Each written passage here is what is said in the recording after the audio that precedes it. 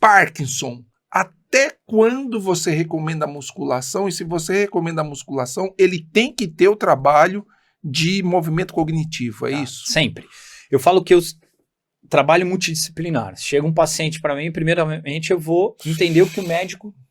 Por que o médico recomendou? Ou se não foi recomendação médica, entender como é que está o estado clínico daquele paciente o mínimo possível. Como a Tamini falou, né? Os graus, né? Você tem vários graus, né? Você tem parkinsonismo, você tem um Parkinson, você tem vários graus de... Parkinson mais travado, Parkinson... Lembra assim, ó, o que serve para um pode ser que não sirva para o outro. Tá. A gente precisa entender esse paciente. Eu entendo o paciente. A partir do momento que eu entendo o paciente, eu vou trabalhar. Sim. Trabalhos cognitivos, trabalhos de marcha, trabalhos de equilíbrio para o Parkinson. Você pega um paciente de Parkinson, às vezes ele tem dificuldade do caminhar, né? Que ele arrasta o pé. Então, se começar a criar novas condições de...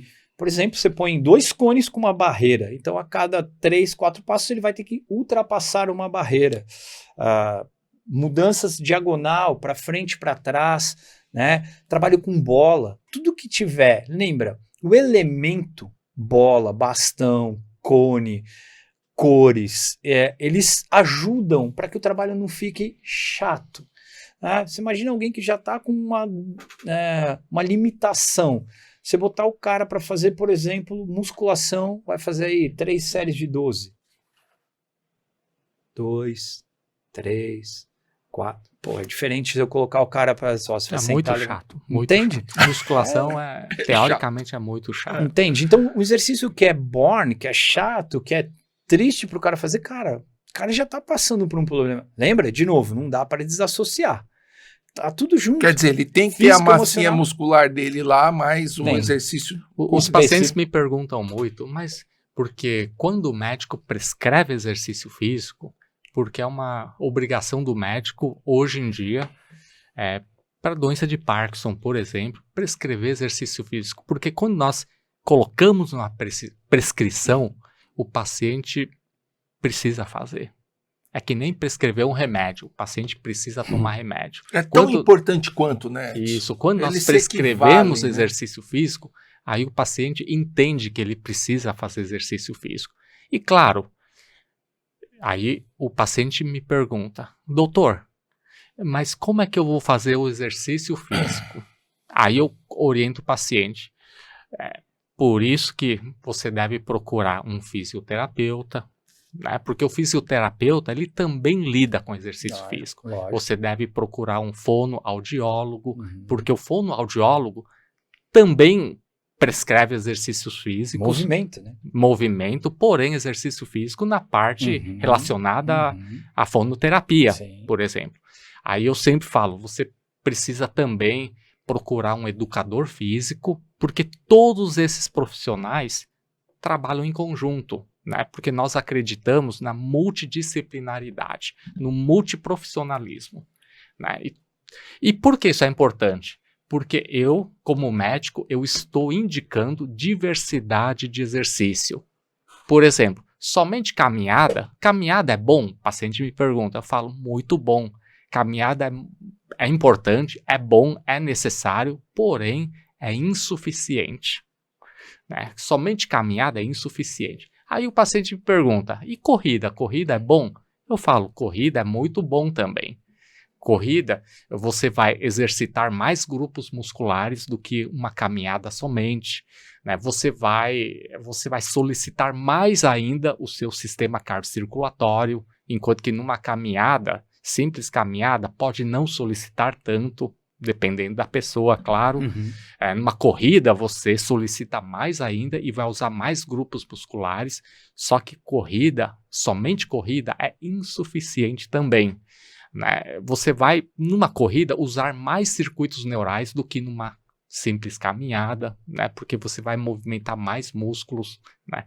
Aí, porém, dependendo da indicação da corrida, dependendo da pessoa, pode doer o tornozelo, pode doer o joelho e assim por diante. Né? Aí quando você faz, por exemplo, pilates, já é muito bom. Você está caminhando, está fazendo um pouco de corrida, você está fazendo pilates. Pilates vai movimentar muito mais músculos que não são movimentados numa corrida, por exemplo, numa caminhada, por exemplo. Vai ter vários desafios cognitivos no pilates que não se tem numa caminhada, que não se tem. Só que somente isso pode ser insuficiente dependendo do quadro clínico do paciente. Aí, dependendo do quadro clínico, pode ser que você precise de uma musculação, porque o educador físico que está te orientando numa musculação, ele tem exercícios, inclusive ativando músculos que você nem sabe que existe. Ativando e fazendo movimentos de musculação, dando um pouquinho mais de carga de músculos que você não usa, não costuma usar, que musculatura que você já está atrofiando, de circuitos neurais que estão em desuso no seu cérebro, e você precisa manter esses circuitos neurais desenvolvidos. Em outras palavras, quando nós atrofiamos o nosso músculo, eu sempre falo isso para o paciente, quando nós atrofiamos o nosso músculo, quando degenera o nosso músculo, todo o circuito do músculo ao cérebro se degenera. Por quê? Porque o neurônio lá no cérebro, o neurônio lá na medula, né, o nervo e o músculo se forma uma unidade, que nós chamamos de unidade neuromuscular, que vai desde o neurônio até o músculo. Quando você atrofia o músculo, consequentemente, há a possibilidade de todo o sistema atrofiar até lá no cérebro. Eu não sei se o choquinho então, você precisa... nessa... Então, eu sempre falo para o paciente, eu indico diversidade de exercício físico, porque cada tipo de exercício tem as suas funções, ativa determinados grupos musculares, dá uma tarefa cognitiva diferente, ativa circuitos neurais diferentes e, portanto, mantém um trofismo neural de modo diferente. É que nem eu sempre faço a comparação com quando você passa numa nutricionista ou no nutrólogo, o que a nutricionista ou o médico nutrólogo vai orientar?